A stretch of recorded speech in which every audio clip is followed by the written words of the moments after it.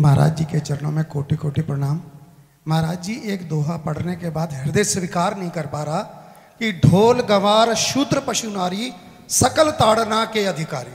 जी, इसमें गोस्वामी जी ने बहुत सूक्ष्मता से वर्णन किया। महापुरुषों के वचनों को हम सूक्ष्मता से समझ पाए। प्रायः ऐसा कह करके हम कहीं कहीं माताओं बहनों की अवहेलना करते हैं, कई जगह हम इसका प्रयोग कर देते हैं। अरे वो गोस्वामी जी ने लिखा है ढोल गवार शूद्र पशु नारी सकल ताड़ना के अधिकारी। अब इसकी व्याख्या सूक्ष्मता से सुने और विचार पूर्वक। शास्त्रीय प्रमाण के अनुसार ढोल है ना, ढोल को ताड़ना चाहिए। ताड़ना मतलब उसको ठपाक चाहिए, और बेताल नहीं। शास्त्र सिद्धांत के अनुसार, संगीत शास्त्र के अनुसार तभी वो राग प्रकट कर पाएगा, तभी वो बजेगा। ढोल को हाथ जोड़ के बोलो कि साहब आप बज जाएं, नहीं बजे, उसको ताड़ना चाहिए। अब ताड़ना शब्द चारों में एक जैसा नहीं लगेगा। शब्द एक ही है ताड़ना, लेकिन ताड़ना के अर्थ अलग अलग हैं। जैसे कनक है, एक ही शब्द है कनक, लेकिन कनक कनक ते 100 गुनी मादकता अधिकाय, वा खाए बोराए जग या पाए बोराए। बोले कनक ही शब्द है। जैसे ताड़ना शब्द का हम प्रयोग केवल वही समझे कि ताड़ना देना ही नहीं, उसका अर्थ अलग अलग है। जैसे कनक शब्द है, कनक को सोना भी कहते हैं और कनक को धतूरा भी कहते हैं। कनक को धतूरा भी कहते हैं। एक कनक है जिसके खाने से बावरा हो जाएगा, और एक कनक है जिसके पाने से बावरा हो जाएगा। कनक शब्द एक ही है, लेकिन दोनों का अर्थ अलग अलग हो गया। ऐसे ही ढोल में ताड़न का तात्पर्य है उसको पीटना, लेकिन वो शास्त्रीय संगीत के आधार पर उसको ताल देना। ताल देने से ही वो राग प्रकट करता है, आनंद की उमगन करता है, ना कि प्रार्थना करने से। समझ रहे? अच्छा, गंवार, गंवार कहते हैं विवेकहीन पुरुष को। विवेकहीन पुरुष को कोई कार्य दे दो और उस पर दृष्टि न रखो तो कार्य नष्ट हो जाएगा। वहां ताड़ने का तात्पर्य उसको पीटना नहीं है। उस अविवेकी गंवार पर दृष्टि रखो। जो आपने कार्य सौंपा है, जो भी कार्य उसका है, उस अविवेकी पर दृष्टि रखना ताड़ना हुआ। उस पर दृष्टि रखो, क्योंकि वो अविवेकी है, गंवार है, वो कार्य प्रणाली ठीक जानता नहीं। आप जहां त्रुटि होता संभाल लेना तो वो संभल जाए, क्योंकि वो गंवार है। और शूद्र, शूद्र का तात्पर्य होता है शूद्र। वैसे जो वर्ण व्यवस्था में शूद्र का प्रादुर्भाव सबसे श्रेष्ठ जगह से प्रादुर्भाव है। वर्णन आता है ब्राह्मणोष मुखमाशी बाहु राजन्य कृता उरुदस जत वैश्या पदभ्याग्यं शूद्रो जायत। भगवान के श्री चरणों की ही वंदना होती है। प्राय आपने देखा सबके श्री चरणों की, और शूद्रों का प्रादुर्भाव श्री चरणों से हुआ है। कोई ऐसा न समझे कि शूद्र का मतलब निकृष्ट होता है। यहां शूद्र का तात्पर्य जब से किसी से कहते हैं कि शूद्रवत आचरण करता है, मतलब शास्त्र विरुद्ध, सदाचार के विरुद्ध आचरण करना, शूद्रवत आचरण की तरफ संबोधन किया जाता है। यहां कहा गया कि शास्त्र की सम्मति, शास्त्र के शासन के अनुसार आचरण हो, सदाचार परायण हो।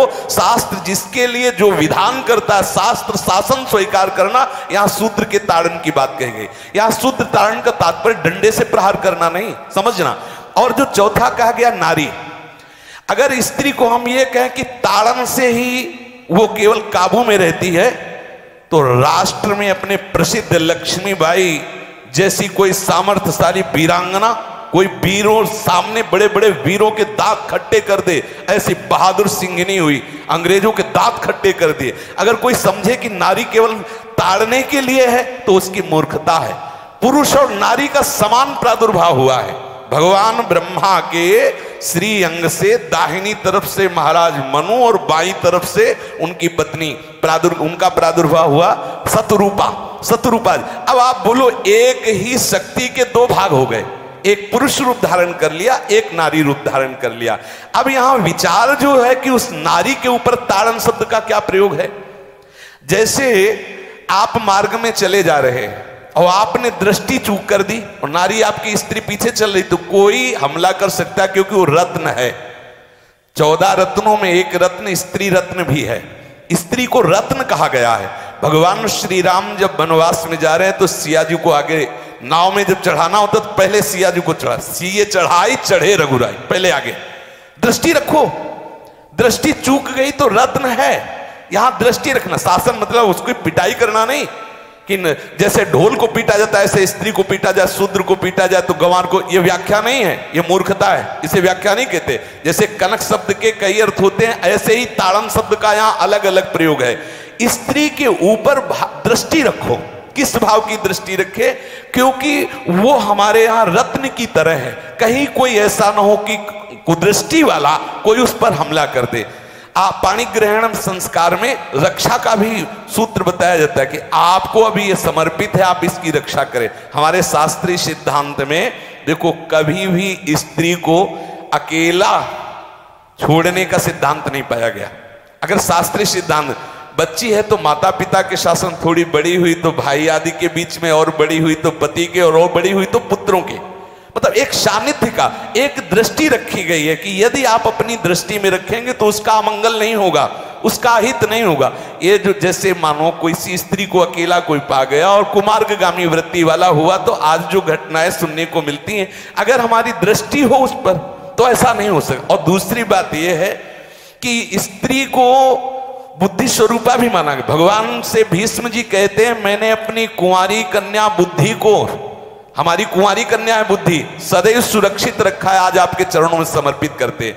तो शास्त्र शासन के द्वारा बुद्धि को सदैव अपने अधीन रखो, कहीं बुद्धि कुमार्गामी ना हो जाए। यहां स्त्री के ताड़न का केवल एक सूत्र है कि आप उस पर दृष्टि बनाए रखें, कहीं स्त्री रत्न कहीं अपवित्र ना हो जाए, कहीं दूसरे का किसी तरह से कुमार्गामी लोगों का ऐसा कोई बर्ताव ना हो जाए, इसलिए सावधान। वहां उसको पीटने का शब्द नहीं है कि ढोल गवार शूद्र पशु नारी सकल ताड़ना के अधिकारी। ताड़ना का तात्पर्य वहां पीटना नहीं तो विद्वता में देखो तो एक से एक, साधुता में देखो तो एक से एक, वीरांगना देखो एक से एक, ऐसा नहीं कह सकते, क्योंकि जो सामर्थ्य पुरुष में वही सामर्थ्य भगवान ने स्त्री में भी दी, क्योंकि भगवान के ही दो रूप हैं, एक स्त्री और एक पुरुष, समझ रहे ना। तो इसमें एक ताड़न शब्द का कई अर्थ होता है। भगवान की साक्षात शक्ति स्त्री है। अगर कोई इस भाव से देखे कि स्त्री तो केवल ताड़ना, मतलब केवल गाली दे के बात करना, ऐसा नहीं। जिस घर में स्त्री का अपमान होता है उस घर का नाश हो जाता है, निश्चित हो जाता है। आप देखिए, रावण का सत्यानाश हो गया जगदम्बा सीता के प्रति, दुर्योधन का सत्यानाश हो गया द्रौपदी के प्रति। जहां स्त्री का अपमान हो जाए, अगर कोई ये समझे कि स्त्री केवल मतलब जैसा हम चाहें वैसा व्यवहार करे, तो अगर नाश ना हो जाए तो हमें बता देना, क्योंकि भगवान की वो शक्ति है। अगर उसे तुम सोचो कि हम ताड़न करें, जैसे ढोल को ताड़न करें ऐसे ताड़न करें, तो तुम्हारा नाश हो जाएगा। बिल्कुल सच्ची बात समझ लीजिए। केवल वहां दृष्टि रखने की बात कही गई है, आपका अधिकार है, आप उसकी सुरक्षा व्यवस्था में रहें। और एक वृत्ति होती है, अगर शासन ना हो तो हमारी बुद्धि भ्रष्ट हो जाए, हमारी बुद्धि भ्रष्ट हो जाए, आपकी बुद्धि भ्रष्ट हो जाए। भगवान का भय, शास्त्र का भय, लोक मर्यादा का भय, ये हमको सुरक्षित रखता है। इसलिए दृष्टि रखने की आवश्यकता है कि वो पवित्र रहे, वो सुरक्षित रहे, ना कि उसको पीटने के लिए यहां संबोधन किया गया गोस्वामी तुलसीदास जी ने। इसलिए सावधानी पूर्वक अपनी वृत्ति को पावन रखते हुए महापुरुषों के वचनों को समझने की चेष्टा की जाए। गोस्वामी जी ने जो यहाँ कहा, ढोल गवार शूद्र पशु नारी सकल ताड़ना के अधिकारी, तो ताड़ना का अलग अर्थ है, अलग अलग। जैसे